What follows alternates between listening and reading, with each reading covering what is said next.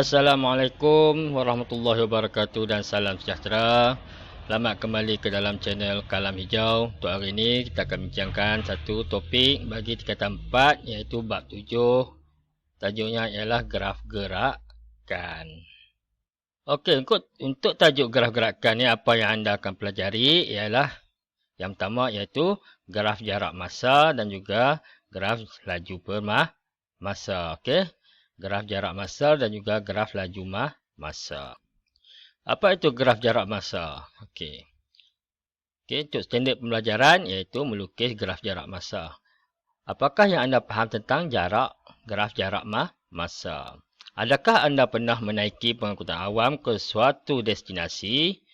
Tiket perjalanan, terutama tiket kapal terbang, akan mengandungi paparan waktu perjalanan bermula dan anggaran waktu anda akan sampai di destinasi yang ditujui. Contohnya, anggaran tempoh masa penerbangan domestik dari lapangan terbang antarabangsa Kuala Lumpur KLIA 2 ke Miri ialah 2 jam 20 minit. Tahukah anda bagaimanakah anggaran masa ini dikira? Okey, seterusnya, masihkah anda ingat perkaitan antara laju, jarak dan masa yang dipelajari di tingkatan 2?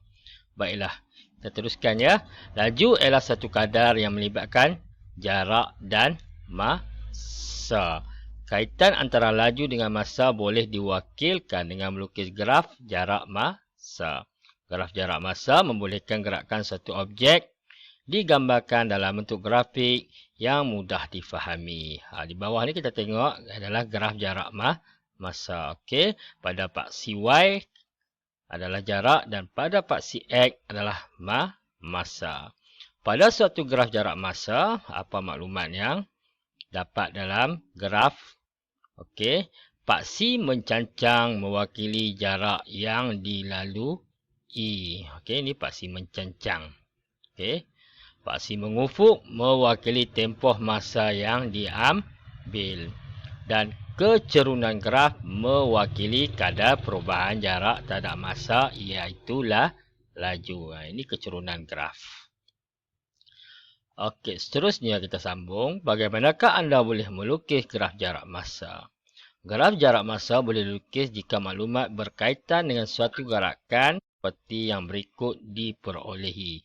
Yang pertama, okey, jadual jarak masa. Ini maklumat yang perlu ada. Yang kedua, persamaan yang mewakili hubungan antara jarak masa. Okey, baiklah. Seterusnya kita tengok contoh satu iaitu bagaimana nak melukis graf jarak masa berdasarkan jadual jarak masa.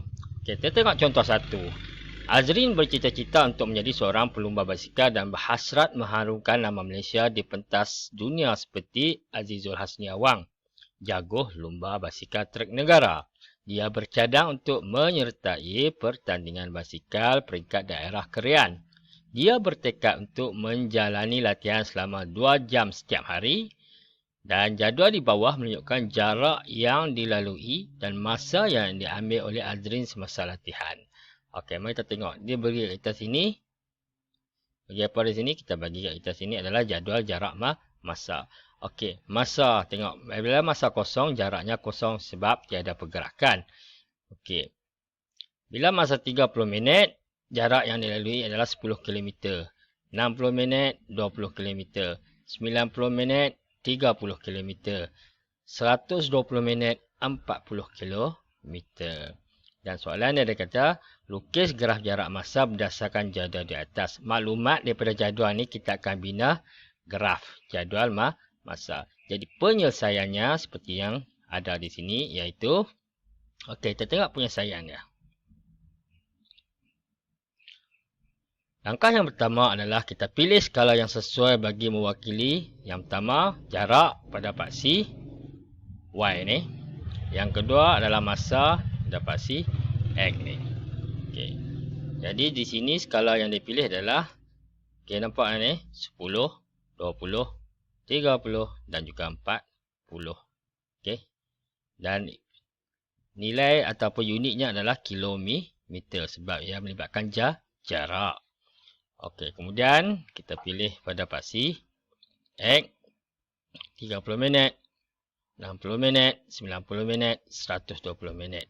Okey, plot titik yang mewakili jarak, mewakili pasangan nilai jarak dan masa pada kertas grid ataupun kertas graf. Kita perlu bina pada kertas grid ataupun kertas graf. Okey.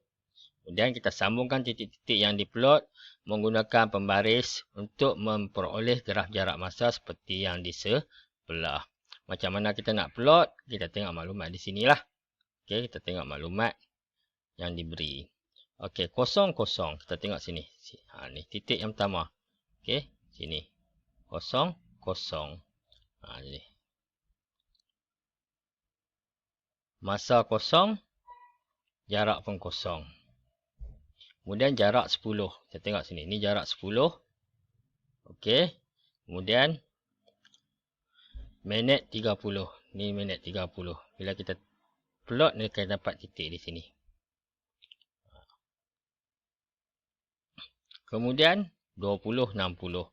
Jarak 20. Dan minit adalah 60. Seterusnya, kita tengok kepada 30, 90. Okey, 30 km. Masa yang diambil adalah 90 minit. Ini tempat kedudukannya lah. Okey, ni. Kita pun dapat titik di sini. Dan seterusnya adalah 40. Okey, sini 40, nampak? 40. Dan sini adalah 120 minit. Kemudian kita sambung titik ni. Kita dapatlah sambungan ni. Ini macam mana kaedah untuk melukis graf jarak masa apabila diberi satu jadual jarak masa.